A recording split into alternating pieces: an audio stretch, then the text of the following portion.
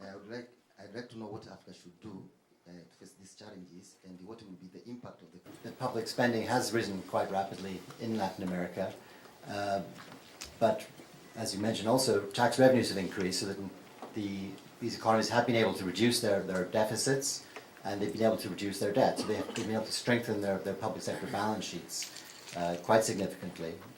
And this does provide them with more room than in the past to allow the automatic stabilisers to work in the context of a downturn.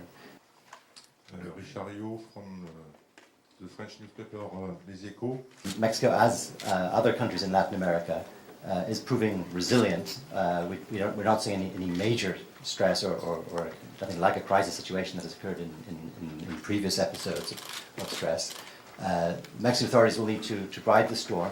The growth is certainly slow, but they are also aware of the higher rates of inflation in Mexico.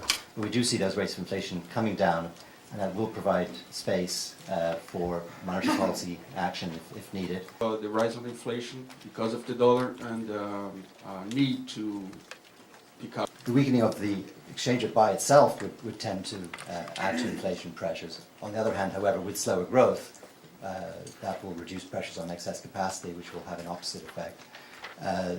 Brazil is also a large, relatively closed economy, so the dominant effect is more likely to be the impact of the slower growth rather than the exchange rate.